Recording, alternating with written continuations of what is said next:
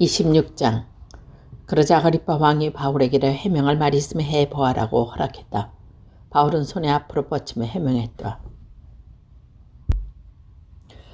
아그리빠 전하, 유대인들이 저를 고발한 모든 일에 대해서 제가 오늘 전하 앞에서 해명하게 된 것을 다행으로 생각합니다. 전하께서는 유대인들의 관습에 전통하시고 그들의 문제 삼는 것을 잘 알고 계시니 더욱 다행한 일입니다. 아무쪼록 제 말씀을 끝까지 들어주시길 바랍니다.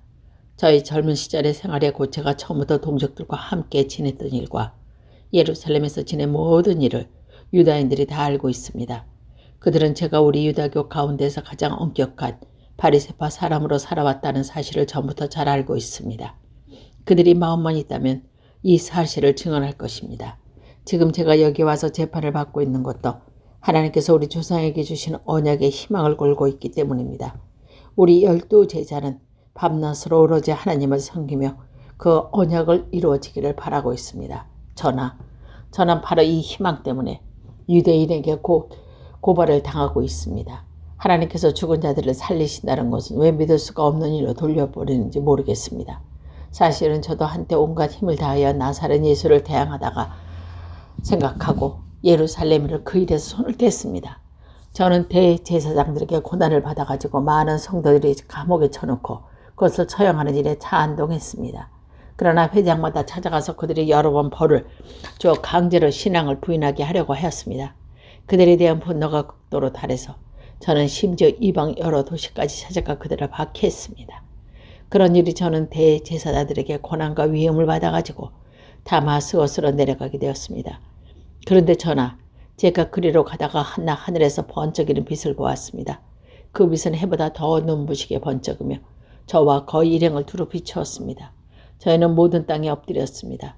그리고 히브리 말로 사오라 사오라 왜 나를 박해하느냐, 가시도 친 채찍에다 발길질하다가 너만 다칠 뿐이다 하고 음성을 제가 들었습니다. 그때 제가 당신은 누구십니까 하고 물었더니 주께서 이렇게 말씀하셨습니다. 나는 내가 박해하는 예수다. 자, 일어나서 바로 서라. 내가 나타난 것을 너는 내 일꾼으로 삼아 내가 오늘 나를 본 사상과 또 장차 너에게 보여줄 일들을 사람들에게 증언하게 하려는 것이다. 나는 너를 유대인과 이방인에서 구해내겠다. 그리고 다시 너를 이방인으로 보내어 그들의 눈을 뜨게 하여 그들이 어둠에서 빛으로 사단의 세력에서 하나님께로 돌아가게 하겠다. 그래야 나를 믿고 죄를 용서받아 성도들이 차지할 몫을 나누어 받게 할 것이다. 아그리빠 전하, 그때부터 저는 하늘로부터 받은 계시를 거역할 수 없습니다. 우선 다마스커스 사람에게, 그 다음은 예루살렘 유다 온 지방 사람에게, 나아가서는 이방인들까지 회개하고 하나님께 돌아와서 회개한 증거를 행실히 보이라고 가르쳤습니다. 제가 이런 일을 했다고 해서 유대인들은 저를 성전에서 붙잡아 죽이려고 했습니다. 그러나 저는 하나님의 도우심을 받아 낮은 사람에게나 높은 사람에게나 제가 믿는 바를 증하면서 오늘에 이르렀습니다. 저는 예언자들과 모세가 예언한 것 외에는 가르친 적이 없습니다. 곧 그리스도는 고난을 받고 죽은 자들 가운데서 제일 먼저 부활하여 이스라엘 백성과 이방인에게 구원을 빛을 선포할 것입니다. 바로가 이렇게 해명하자 페스도는 큰 소리로 바울로 그대를 미쳤던 거야. 아는 것이 너무 많아서 미쳐버렸구나 하고 외쳤습니다. 그러자 바울이 이렇게 대답했습니다. 총독각하, 저는 미치지 않았습니다. 저는 맑은 정신으로 진실을 말씀드리고 있습니다. 아그리빠 왕에서도 이런 일을 잘 알고 계시기에 저는 꺼리낌 없이 그분의 말씀드리고 있는 것입니다. 이것은 어느 한 구석에 일어난 일이 아니니 전하께서 모르실 리가 없습니다. 아그리빠 전하, 전하께서는 예언자들을 믿으십니까? 저는 전하께서 믿으시는 줄 알고 있습니다.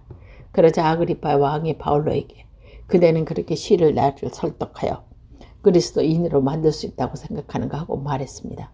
바울은 이렇게 대답했습니다. 쉽든지 어렵든지 저는 전하뿐이 아니라 제가 제 말을 듣고 있는 모든 사람이 다 저와 같은 사람이 되기를 하나님께 빕니다. 물론 이 세 사슬만 제하고 말입니다. 이때 왕을 비롯하여 총독과 베르니게와 그 밖에 자리를 같이 했던 사람들이 다 일어나서 퇴장하였습니다. 그리고 서로 그 사람은 사형을 받아 갇힌 만한 짓을 하지 않았군요 하고 말했다. 아그리빠는 레스도에게 그 사람이 카이스로에게 상소만 하지 않았다라면 석방될 수도 있을 텐데 하고 말했다. 27장. 그들이 우리를 베어서 태워서 이탈리아로 보내기를 결정하였을 때 바울은 다른 죄수와 몇 사람을 윤리오라는 친위대의 한 백인 대장에게 넘어졌다. 마침 그때 아돌롬에서 온 배 한 척이 아시아 연안의 여러 항구를 떠나려고 하고 있을 때 우리는 그 배를 타고 떠났다. 그의 일행중에는 데살로니가 출신의 마게도니아 사람 아리스다도 있었다. 이튿날 배가 시돈에 머물렀을 때 올리브는 베블레에게 친절을 베풀어 친구를 찾아가도 좋다고 허락했다. 바울로와 친구들은 그를 잘 돌봐주었다. 우리는 시돈을 떠나가다가 역풍을 만나 키프로스 섬으로 왼쪽으로 끼고 향했다. 길리기아와 밤빌리아 앞바다에서 리카에 있는 미라 항구에 닿았다. 거기에는 마침 이탈리아 가는 알렉산드라 배가 있어서 백인 대장을 우리는 거기로 태웠다. 우리는 여러 날 동안 느린 향해 그때 가까스로 크네토스 왕바다까지 이르게 되었다. 그러나 역풍 때문에 다 다가가지 못하고 살몬의 앞자리를 질라 그레데님을 오른쪽으로 끼고 바싹 해안을 따라가다가 라세시아에 가까운 좋은 항구라는 곳에 매우 닿았다. 어느덧 많은 시일이 지나서 단시길로 정해진 추분도 이제 지나갔을 때 향해를 더 계속하기가 무척 위태로웠다. 그래서 바울은 사람에게 이렇게 경고했다. 여러분, 내가 보기에는 이대로 항해를 더 계속하는 것은 진과 배의 손실뿐 아니라 우리의 목숨까지도 위태로울 수 있습니다. 그러자 백인 대장은 바울로의 마음보다도 선장의 선지로 말을 더 믿었다.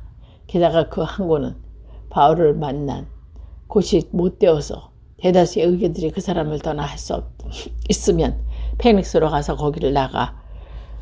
페닉스는 그레데 섬에 있는 항구로 서남쪽과 서북쪽에 바라보고 있었다. 해마다 남풍이 순하게 불어왔다. 그래서 사람들은 이젠 되었다고 생각하고 닷을 올리는데 그레데 해안에 바짝 붙어서 항해했다. 근데 얼마 안 가서 섬쪽에서 유가 킬로라는 태풍이 불어와서 때가 바람이 휘말리게 됐다.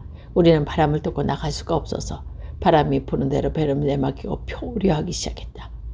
가우다라는 조그마한 섬을 부닥 끼고 가는 동안에 우리는 끌고 가던 거울에 간신히 바로잡을 수 있었다.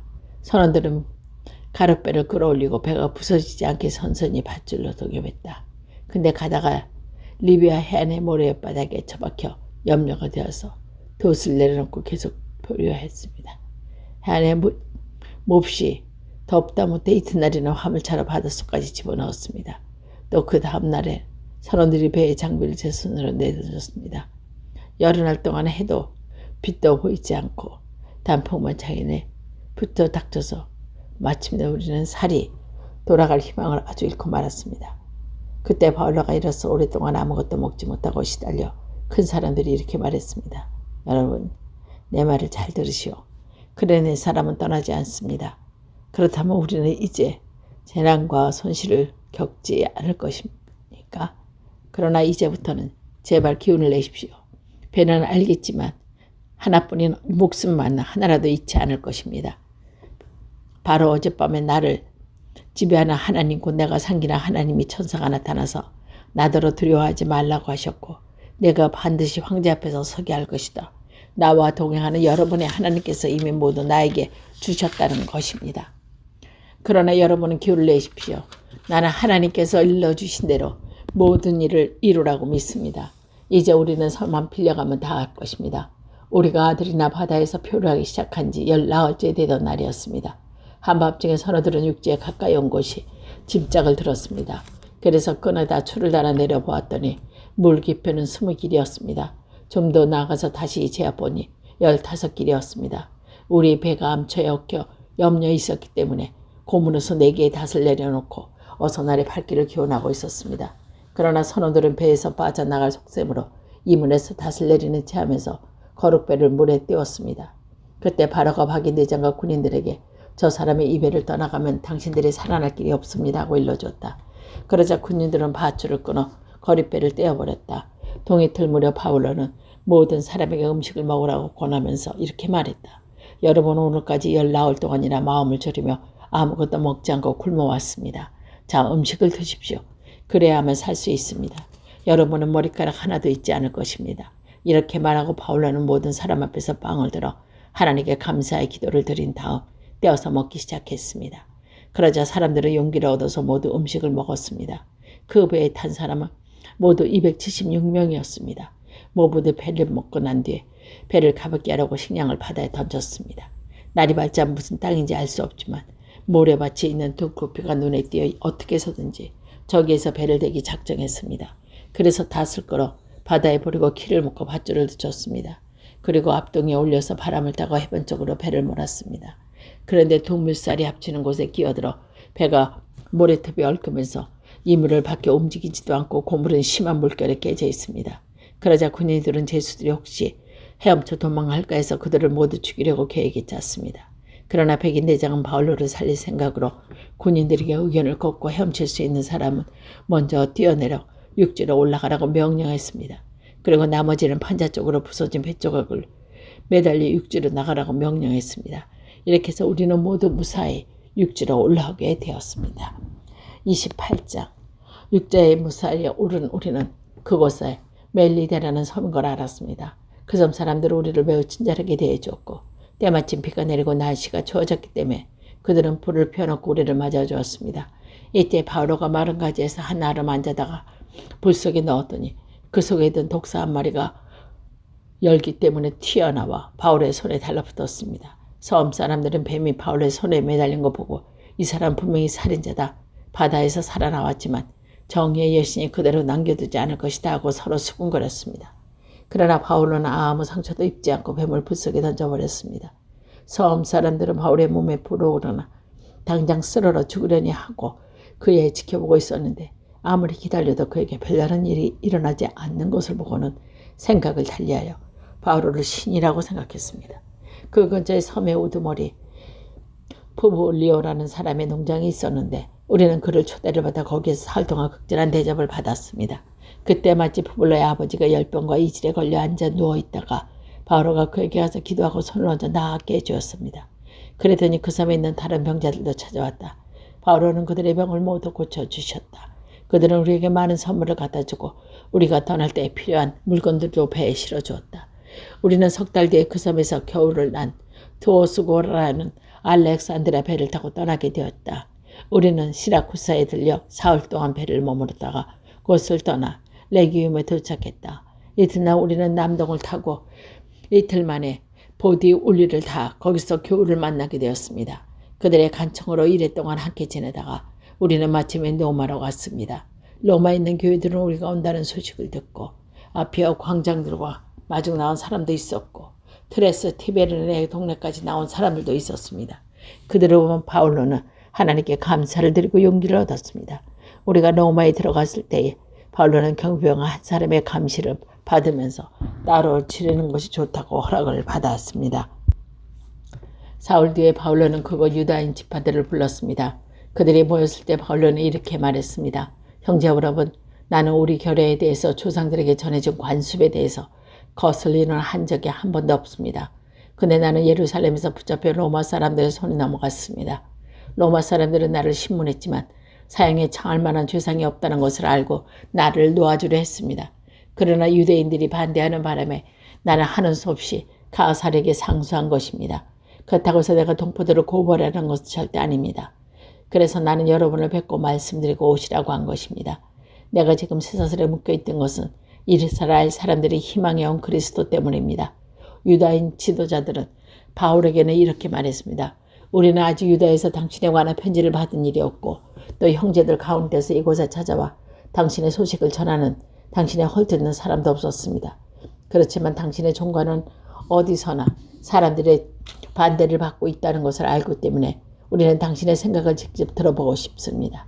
그들은 나를 정해줬다가 그날이 되자 여럿이 바울의 숙소를 찾아왔다. 바울은 아침부터 저녁까지 그들에게 하나님의 나라를 설명하고 증언하였으며 또 모세 율법의 예언자들이 글을 읽고 예수 안에 가서 그를 설득하기 노력했다. 바울의 말과 들은 민족들은 있었지만 끝내 믿으려 하지 않고 그런 사람들도 있었까. 이렇게 서로 의견을 달리한 채 흩어지게 하자 바울은 이렇게 한마디를 덧붙였습니다. 성령께서 예언자 이사야를 시켜 당신의 조상에게 하신 말씀을 지당합니다. 읽어보십시오. 이 백성에서 말하여라. 너희가 듣고도 들었지 알고도 듣지 못하고 보고도 보하지 못한 것들은 이 백성이 마음의 문을 닫고 귀를 막고 눈을 감은 탓이다. 그렇지 않았다면 그들이 눈으로 보고 귀로 듣고 마음으로 깨달아서니 마침내 나한테 온전한 것 교훈을 받으리라. 하지 않았습니까? 그러니 하나님이 이 구원의 말씀을 이방인의 세계로 돌아가게 되었다는 것을 여러분은 알아야 합니다. 이방인은 구원의 말씀을 들은 것입니다. 바울은 새 집을 얻어가지고 자기가 만난 곧 2년 동안 지내면서 자기를 찾아오는 사람들을 모두 맞아주었습니다.